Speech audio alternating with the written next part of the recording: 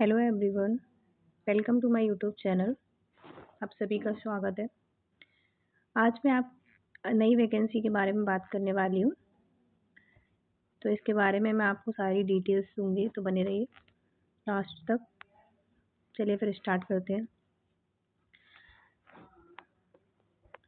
Delhi police ने sub inspector की vacancies निकाली हैं अभी, जिसका ऑफिशियल नोटिफिकेशन भी आ चुका है। और इसके जो फॉर्म भरने की स्टार्टिंग डेट जो 26 सितंबर से फॉर्म स्टार्ट हो चुके हैं फिल होना। अगर हम इसकी लास्ट डेट की बात करें तो 16 अक्टूबर इसकी लास्ट डेट है। 16 अक्टूबर 2025 की लास्ट डेट है। तो आपके पास अभी टाइम है, आप ये फॉर्म फिल कर सकते हैं। अब हम आगे बात करें, जैसा कि अब इसका क्या सिलेक्शन प्रोसेस रहता है तो उसके बारे में भी हम बात करेंगे। अब आगे हम बात करें कि ये स्टाफ सिलेक्शन कमीशन द्वारा ये वैकेंसीज निकाली जाती हैं, एसएससी द्वारा ये वैकेंसीज निकाली जाती हैं। और इसमें आपको पता ही है कि इसमें 2 एग्ज़ाम्स होते हैं हमारे, पेपर 1 एंड पेपर 2। अब टोटल वैकेंसीज़ की बात करें तो 3073 वैकेंसीज़ निकाली गई हैं इसमें अभी। और ये हमारी काफ़ी वैकेंसीज़ हैं, काफ़ी पोस्ट हैं इसमें। इसमें कुछ डिवाइड की गई हैं, कुछ एसआई की वैकेंसीज़ हैं, ठीक है।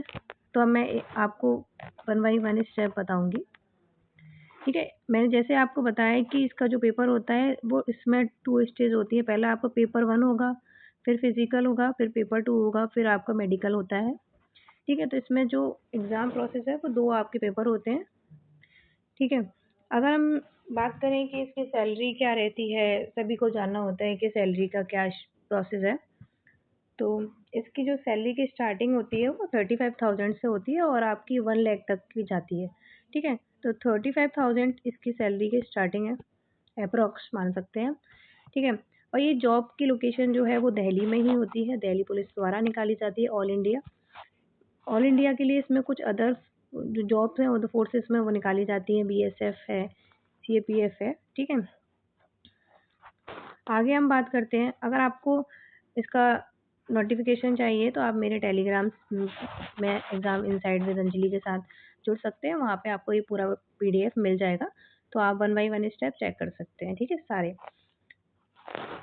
ठीक है। अब हम नेक्स्ट बात करते हैं, एज लिमिट क्या रहती है। हम सभी को जानना होता है कि एज लिमिट क्या है। तो मिनिमम एज 20 ईयर्स होती है, मैक्सिमम 25। तो 20 से 25 साल के सभी लोग इस फॉर्म को भर सकते हैं, ठीक है। नेक्स्ट हम बात करते हैं कि एज रिलैक्सेशन का क्या प्रोसेस है।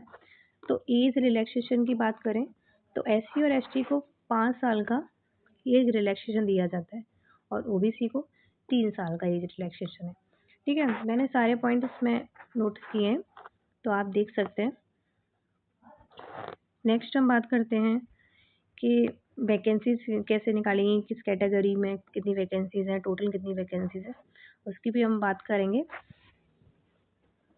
तो बात करते हैं कि जैसे कि आपको पता है कि एसएससी सीपीओ वैकेंसी 2025 ने सब इंस्पेक्टर्स की वैकेंसीज निकाली है मेल्स के लिए, इसके लिए मेल के लिए सब इंस्पेक्टर की वैकेंसीज निकाली है मेल के लिए। तो हम मेल की बात करें तो इसमें जो टोटल वैकेंसीज हैं 114 है। कितनी? 114 टोटल वैकेंसीज निकाली गई है। इसमें जनरल की वैकेंसीज हैं वो 50 है, ओबीसी की 27, एससी की 15, एसटी की 8 और ईडब्ल्यूएस की 14 वैकेंसीज निकाली गई है। ये मेल्स की बात करी गई है, मेल की बात करी गई है। अगर हम आगे बात करें फीमेल का क्या है, तो अभी मैंने इसमें आपको बताया कि इसमें टोटल जो वैकेंसीज है वो 114 है, ठीक है। ये आपकी टोटल वैकेंसीज है, ठीक है। अब नेक्स्ट हम बात करते हैं फीमेल्स की। तो फीमेल्स की जो वैकेंसीज हैं SSC CPO vacancy 2025 sub inspector females की बात करते हैं। तो ये वैकेंसीज इसमें टोटल वैकेंसीज 70 निकाली गई हैं और इसमें जनरल वालों की 32 वैकेंसीज हैं, ओबीसी की 17 वैकेंसी है, 90 एससी की 9 वैकेंसी है और एसटी में 5, ईडब्ल्यूएस में 7। तो टोटल वैकेंसीज हमारी 70 निकाली गई है। तो मेल के लिए भी 114 वैकेंसीज हैं और फीमेल्स के लिए 70 वैकेंसीज निकाली गई हैं, ठीक है। ये हमारी सब इंस्पेक्टर की वैकेंसीज निकाली गई हैं, ठीक है। ये आप ध्यान से सुनना कि ये मैं सब इंस्पेक्टर के बारे में आपको बता रही हूँ, ठीक है। अब नेक्स्ट चलते हैं, ठीक है। नेक्स्ट हम बात करेंगे कि CAPF, ये अभी मैंने आपको बताया वो जो थी वो आपकी सब इंस्पेक्टर की वैकेंसीज थी। आगे हम बात करेंगे SSC CPO vacancy 2025 sub inspector इन CAPF की, ठीक है। तो CAPF की वैकेंसीज में मैं कैटेगरीज में आपको बताऊंगी मेल्स के लिए कितनी है, फीमेल के लिए कितनी है, टोटल वैकेंसीज कितनी निकाली गई हैं। तो इसमें जो मेल के लिए, मेल और फीमेल दोनों की बात करें तो 1029 वैकेंसीज दोनों के लिए निकाली गई है, वो भी CRPF में। ये अलग अलग कैटेगरीज में डिवाइड है। CRPF, ये फोर्सेस अलग अलग हैं, CRPF, BSF, ITBP और CISF और SSB, ठीक है। इसमें जो मेल के लिए निकाली गई है वो 1006 वैकेंसीज मेल के लिए हैं CRPF में, और 23 वैकेंसीज फीमेल के लिए निकाली गई हैं, ठीक है। ऐसे इसमें अब इनको भी कैटेगरीज वाइज डिवाइड किया गया है, जैसे जनरल में, EWS में, OBC में, SC में और ST में। तो ये सब मैंने यहाँ मेंशन कर रखा है, आप देख सकते हैं, ठीक है। ऐसे ही ये CRPF की है, ये BSF की है, ये ITBP की है, CISF की है, SSB की है। टोटल वैकेंसीज आपकी जो CAPF की टोटल वैकेंसीज निकाली गई हैं वो 2861 वैकेंसीज निकाली गई हैं CAPF की, और मैंने ऊपर आपको SI की वैकेंसीज बताई थी, ठीक है। नेक्स्ट हम चलते हैं कि इसका एग्ज़ाम पैटर्न क्या होता है। SSC CPO के एग्ज़ाम पैटर्न की बात करें तो कुछ चेंजेस भी हो गए हैं इस एग्ज़ाम पैटर्न में, तो वो सारे बदलाव मैं आपको बताऊंगी। आपको सभी को मैंने बताया ऊपर ही कि इसमें एक दो पेपर होते हैं, एग्ज़ाम 1, एग्ज़ाम 2। तो जो पहला पेपर होता है वो आपका ऑब्जेक्टिव मल्टीप्लिकेशन चॉइस होता है आपका। ये इसका जो एग्जामिनेशन मोड होता है वो CBT होता है। ये हमारा ऑनलाइन प्रोसेस है, ऑनलाइन एग्ज़ाम होता है हमारा, ठीक है। आप सभी को मैंने बताया कि ऑनलाइन एग्ज़ाम होता है हमारा पहला भी। इसके बाद अगर हम इसको क्वालिफाई करते हैं, इसके बाद हमारा जो फिजिकल होता है, ठीक है, फिजिकल एग्ज़ाम होता है। फिर आपका दूसरा एग्ज़ाम होता है, फिर इसके बाद आपका मेडिकल होता है। मैंने आपको ये पहले भी बता दिया, ठीक है, ठीक है। तो अब हम बात करते हैं SSC CPO एग्ज़ाम 1 का एग्ज़ाम पैटर्न क्या है। तो इसमें आपका जो एग्ज़ाम होता है उसमें 200 क्वेश्चंस आते हैं, 200 नंबर के ही आते हैं पहले पेपर में, ठीक है। हर एक हर एक क्वेश्चन 1 मार्क्स का होता है, और इसमें अगर नेगेटिव मार्किंग की बात करें तो नेगेटिव मार्किंग 0.25 मार्क्स की होती है, ठीक है। और जो आपका ड्यूरेशन टाइम दिया जाता है वो भी आपको 2 आवर्स दिए जाते हैं, ठीक है। अब हम बात करते हैं कि क्या-क्या आता है, कितने क्वेश्चंस किस सब्जेक्ट से आते हैं, तो मैं आपको वो भी बताती हूँ। पहले आपका रीजनिंग का होता है। रीजनिंग आती है, उसमें 50 क्वेश्चंस आते हैं और 15 ही मार्क्स के आते हैं। आपको 30 मिनट्स दी जाती है, मतलब टोटल आपको 2 घंटे मिलते हैं इस एग्ज़ाम को सॉल्व करने के लिए। 50 क्वेश्चंस आपके रीजनिंग से आते हैं, 50 क्वेश्चंस आपके general knowledge and general awareness आता है, 15 क्वेश्चन आपका मैथ्स के आते हैं और 15 क्वेश्चन आपके इंग्लिश के आते हैं, ठीक है। तो हमारा जो टोटल है वो आपके 200 क्वेश्चंस आते हैं और 200 मार्क्स के ही आते हैं। आपको 2 घंटे इसको सॉल्व करने का टाइम मिलता है, ठीक है। नेक्स्ट हम बात करते हैं कि अब पेपर 2 का क्या प्रोसेस है। तो पेपर 2 की बात करें तो पेपर 2 भी आपका जो होता है वो CBT होता है, ठीक है। अब इसमें भी आपको 2 घंटे मिलते हैं और इसमें टोटल क्वेश्चंस 200 ही आते हैं और 200 ही नंबर के आते हैं, ठीक है। ये जो इसके में जो भी अगर नेगेटिव मार्किंग की बात करें तो 0.25 की नेगेटिव मार्किंग इसमें भी रखी गई है, ठीक है। और ये एक आपका इंग्लिश लैंग्वेज एंड कॉम्प्रिहेंशन का एग्ज़ाम होता है। थर्ड पॉइंट मैंने इसमें नोट किया हुआ है, ठीक है।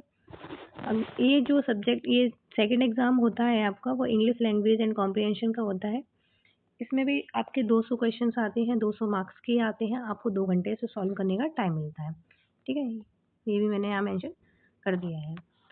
नेक्स्ट हम बात करते हैं कि सिलेबस क्या है। हमें डीपली अब इसका सिलेबस जानना है कि क्या-क्या आता है, चैप्टर्स क्या, कौन से चैप्टर्स आते हैं, तो वो भी मैंने आपको ये सब कुछ बताया है इसमें।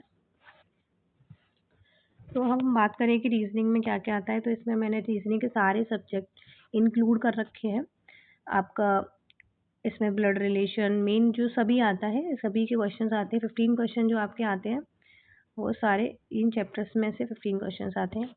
ऐसे ही आपके जनरल नॉलेज, रीजनिंग, मैथ्स और इंग्लिश कॉम्प्रिहेंशन, ये चारों सब्जेक्ट्स आपके आते हैं। इन चारों में से 50-50 क्वेश्चंस आते हैं, ठीक है। आपका इंग्लिश कॉम्प्रिहेंशन की बात करें तो ये आपका मोस्ट इम्पोर्टेंट होता है, क्योंकि आपके 15 क्वेश्चंस सिर्फ इंग्लिश में से आ रहे हैं और ये आपको एग्ज़ाम क्वालिफ़ाई करने में काफ़ी हेल्प करेगा इंग्लिश। तो आपको इंग्लिश ज़रूर तैयार करना पड़ेगा। इंग्लिश में आपका रीडिंग कॉम्प्रिहेंशन, ग्रामर, वोकैबुलरी ये सभी आता है, active passive, para jumbles, fill in the blanks ये सभी आता है। ठीक है?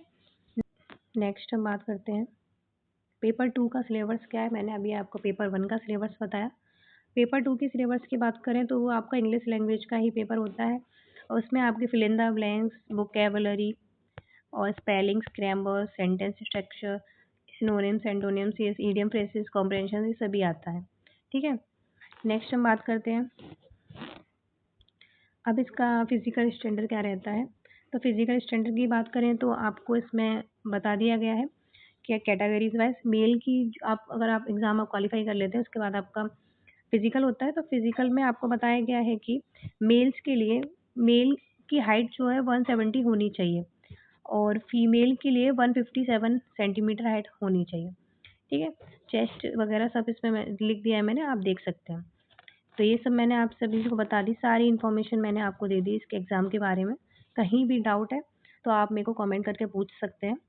कोई भी परेशानी, कोई भी डाउट आप पूछ सकते हैं और आपको अगर ये पीडीएफ चाहिए तो आप मेरे टेलीग्राम चैनल पर जाके पीडीएफ को देख सकते हैं। ठीक है? अब ये आपको इसमें फ़िज़िकल में क्या-क्या कितना टाइम मिलता है, क्या होता है, तो वो भी मैं आपको बता देती हूँ कि जो मेल कैंडिडेट्स होते हैं, उनकी 100 मीटर की रेस होती है। उनको 16 मिनट दी जाती है इसको कंप्लीट करने के लिए। ठीक है? Long jump, high jump, shot put ये सभी होता है। तो इसका टाइमिंग भी मैंने इसमें मेंशन कर रखा है, आप वो भी चेक कर सकते हैं। ऐसे ही फीमेल के लिए बात करें तो फीमेल को 100 मीटर की रेस करनी पड़ती है, 18 मिनट दी जाती है। ये मैंने फीमेल्स के लिए भी इसमें सब मेंशन कर रखा है, तो वो फीमेल्स भी आप चेक कर सकती हैं। ठीक है? तो मैंने आज आपको इस वैकेंसी के बारे में सारी डिटेल्स दे दी हैं। आपको कोई भी दिक्कत हो तो आप मुझसे कमेंट करके पूछ सकते हैं और लाइक सब्सक्राइब कीजिए। तब तक के लिए धन्यवाद। मिलते हैं नेक्स्ट वीडियो में एक नई वैकेंसी के साथ। धन्यवाद।